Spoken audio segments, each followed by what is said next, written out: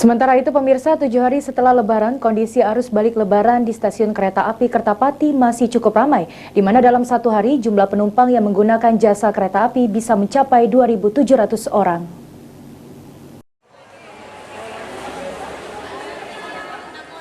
7 hari setelah Lebaran, calon penumpang masih memadati stasiun kereta api Kertapati untuk melakukan perjalanan arus balik setelah libur Lebaran.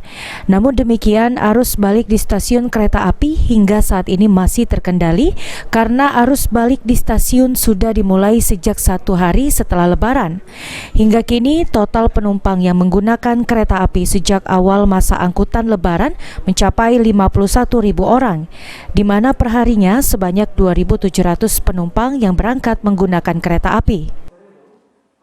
Sampai hari ini masih terkendali lah ya, karena memang sudah arus balik ini sudah dimulai pada H+1 Lebaran. Jadi para pemudik sudah mulai melakukan perjalanan untuk kembali ke kampung halamannya. Jadi secara total dari awal masa angkutan Lebaran hingga hari ini penumpang yang sudah naik kereta api sekitar 51.000 secara total.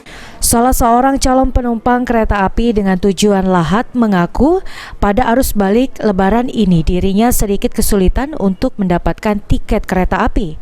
Dirinya bahkan telah memesan tiket sejak 1 minggu sebelum puasa. Dari mana, Pak? Dari Lampung. Dari Lampung. Mau kemana kita, Pak? Mau ke Lahat. Mau ke Lahat ya? Ini baru mudik atau gimana, Pak? Mau pulang ke rumah. Iya. Di Lampung nggak kerja? Tidak, tempat lihat anak. Oh, Lebaran di sana kemarin? Iya, benar.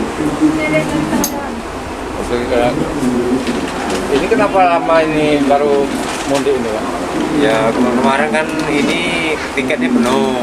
Waktunya kemarin, tahunya ada ini gangguan, ya nggak bisa, jadi ini travel.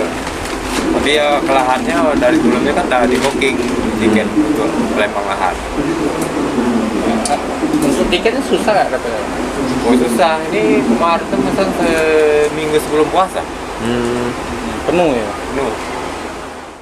Tidak ada lonjakan penumpang selama masa angkutan Lebaran, namun dari data PT KAI, angkutan tertinggi terjadi pada 19 April lalu, di mana per hari sebanyak 3.300 penumpang. Abidin Riwanto, PAL TV.